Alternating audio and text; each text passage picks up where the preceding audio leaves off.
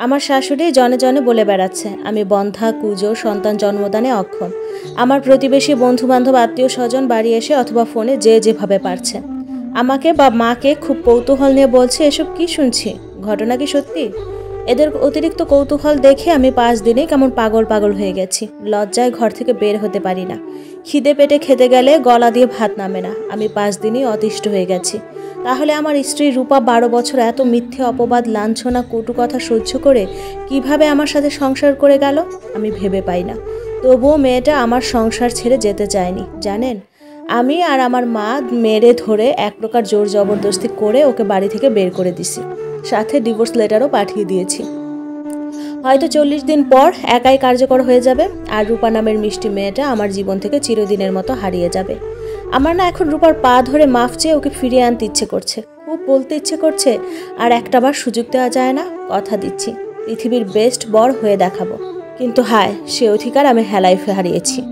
আমি আরাফাত আহমেদ, একটা মাল্টিমিডিয়ার কোম্পানিতে ভালো পদে চাকরি করি। আজ থেকে 12 বছর আগে রূপার সাথে আমার পারিবারিকভাবেই বিয়ে হয়েছিল। বিয়ের প্রথম 2 বছর স্বপ্নের মতো কেটেছে। সমস্যা শুরু হলো আমরা যখন বাচ্চা নিতে ট্রাই করি তখন থেকে। একজন ভালো গাইনি ডাক্তার দেখালাম। ডাক্তার রূপাকেও ও আমাকে অনেকগুলো টেস্ট দিল। ওষুধ দিয়ে মোট খরচ পড়বে প্রায় 40,000-এর মতো। আমার মা কিছুতেই এত টাকার কথা শুনে টেস্ট করতে দিল না। যেহেতু রূপা মেয়ে, সব সমস্যা রূপারই, রূপার দোষে বাচ্চা হচ্ছে না এ কথা বলে আমাদের বাড়ি নিয়ে গেল। সেদিন যদি মায়ের কথা না শুনে টেস্টগুলো করাতাম। আমার মা সারাক্ষণ রূপার সাথে খিটখিট করত। কথায় কথায় রূপা বাজা, বন্থা, অপয়া, অলক্ষী বলে গালাগালি দিত। একসময় কাজের লোক ছাড়িয়ে দিল। সব কাজ একা হাতে রূপাকেই করতে হতো। সারাদিন এত কাজ করে ক্লান্ত হয়ে রূপা বিছানায় শুলেই আমার অত্যাচার শুরু হয়ে যেত। দিন দিন রূপাকে বিছানায় আগের মতো অ্যাক্টিভ না পেয়ে ওর প্রতি আমার আগ্রহও কমতে লাগলো। মা যখন যে কবিরাজের খোঁজ পেত রূপাকে নিয়ে ছুটে যেত। তারা নিয়ম মেনে কী সব ফুল পাতা, শেকড় বাকড়, সাত ঘাটের পানি পড়া ইত্যাদি খেতে দিত। রূপাও সোনামুখ করে খেয়ে নিত। দিন শেষে ফলাফল শূন্যে। এদিকে রূপার পেটে আমার বাচ্চা না হলে বংশের বাড়তি দিবে কে, সেই টেনশনে আমার মা অস্থির। সিদ্ধান্ত নিল আমাকে আবার বিয়ে করাবে, কিন্তু আমি আবার পাবলিক ফিগার, ওই আর কি। সময় পেলে অনুগল্প, কবিতা আমার পেজে আবৃত্তি করি। এসব দ্বিতীয় বিয়েটি আমার ব্যক্তিত্বের সাথে একদম যায় না। মাকে অনেক বুঝিয়ে সুঝিয়ে সেবারের মতো বিয়ের ভূত মাথা থেকে নামালাম।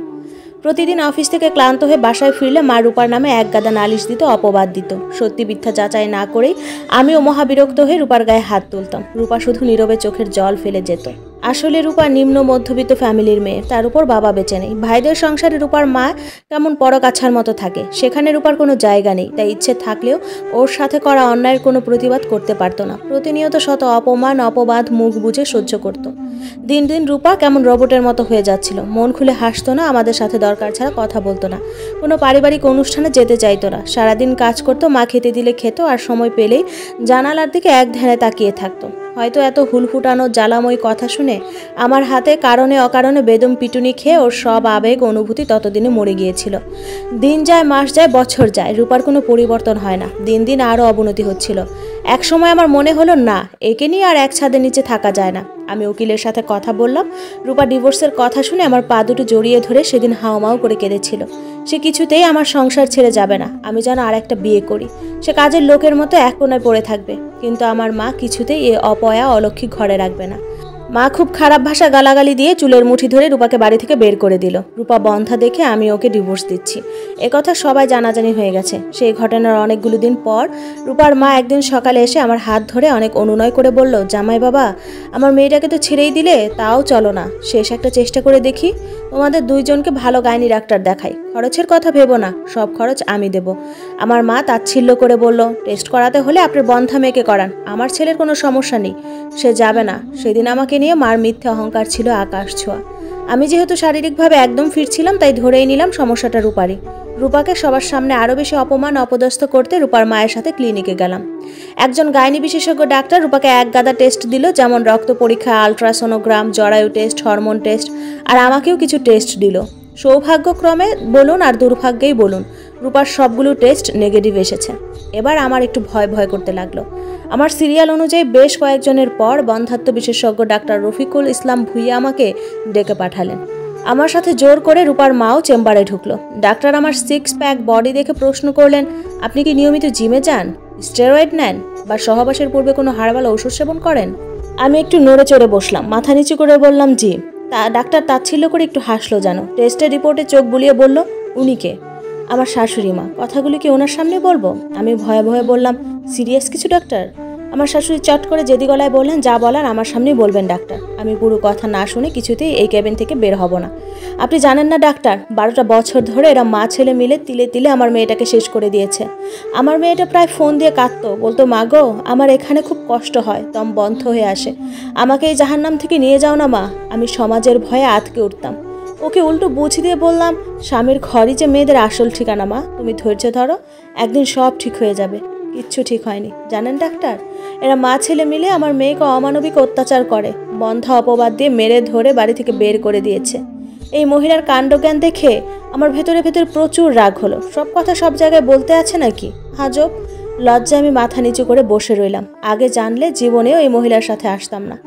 ডাক্তার রফিকুল ভুঁইয়া দীর্ঘশ্বাস ফেলে বললেন, সহজভাবেই বলি মিস্টার আরাফাত, আপনার বীর্যে শুক্রাণুর পরিমাণ কম হওয়ার কারণে আপনি বাবা হওয়ার ক্ষমতা চিরদিনের মতো হারিয়েছেন। যদি শুরুতেই এর চিকিৎসা নিতেন তাহলে হয়তো মেডিসিনে কাজ হতো, কিন্তু এত বেশি শুক্রাণুর পরিমাণ কমে গেছে, আপনি প্রায় 90% বাচ্চা উৎপাদনে অক্ষম। তাছাড়া ব্রিটিশ স্বাস্থ্যসেবা প্রতিষ্ঠান NHS এর এক পরিসংখ্যানে বলা হয় যে দম্পতিদের সন্তান হয় না তাদের 1/3 ক্ষেত্রেই দেখা যায় এর কারণ হচ্ছে স্বামীর শুক্রাণুর মান নিম্ন ও সংখ্যা কম হওয়া। কি আজব বিষয়, তাই না? পুরুষ নারীকে আকর্ষণ করার জন্যই জিমে গিয়ে স্টেরয়েড নিচ্ছে, অনিয়মিত হার্বাল সেবন করছে, কিন্তু শেষ বিচারে তা তাকে পুরুষত্বহীন করে দিচ্ছে। কথাগুলো শুনে আমি স্তব্ধ হয়ে গেলাম। বিশ্বাস করুন, সেই মুহূর্তে আমার ঠিক কীরকম অনুভূতি হচ্ছিল আমি আপনাদের বলে বোঝাতে পারবো না। আমার পার চলছিল না, মুখ ঘামছিল, হাত দুটো থরথর করে কাঁপছিল, রিপোর্টগুলো হাতে ধরে রাখতে খুব কষ্ট হচ্ছিল। আমার শাশুড়ি চেম্বার থেকে বের হয়ে এমন বিকট শব্দে হেসে দিল যেন অনেক দিন পর নিজের হারানো প্রিয় জিনিস ফিরে পেয়েছে। বলল, কি জামাই, এখন কেমন লাগছে? খুব কষ্ট হচ্ছে তাই না? যে মিথ্যা অপবাদ আমার মেয়েকে তোমরা 12 বছর ধরে দিয়েছ, সেই একই অপবাদ তোমাকে সারা জীবন বয়ে বেড়াতে হবে। আমি গোটে গোটে সবাইকে বলে দেব, আমার মেয়ে না, তুমি বন্ধ্যা, তুমি পুরুষত্বহীন, তুমি অক্ষম। জানো জামাই, আমি চাইলে আরও অনেক আগেই আমার মেয়েকে নিয়ে আসতে পারতাম, কিন্তু ওকে সারা জীবন মিথ্যা অপবাদ মাথায় নিয়ে বাঁচতে হবে, সেই ভয়ে আনিনি। আমি 12টা বছর লোকের বাড়ি কাজ করে একটু একটু টাকা জমিয়েছি আজকের দিনটা দেখার জন্য। আমার মেয়েটাকে তো আমি চাইলেই আর একটা বিয়ে দিতে পারবো। এখন তুমি কি করবে ভেবে দেখো।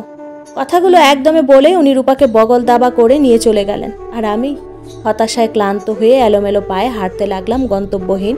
স্মৃতিতে একের পর এক ভাসতে লাগলো রূপার সাথে করা অন্যায়, অত্যাচার, অবিচারের কথা। ইস, দীর্ঘ 12টা বছর কি কষ্টটাই না দিয়েছি মেয়েটাকে। আমার মিথ্যা অহংকারই আমার পতনের মূল।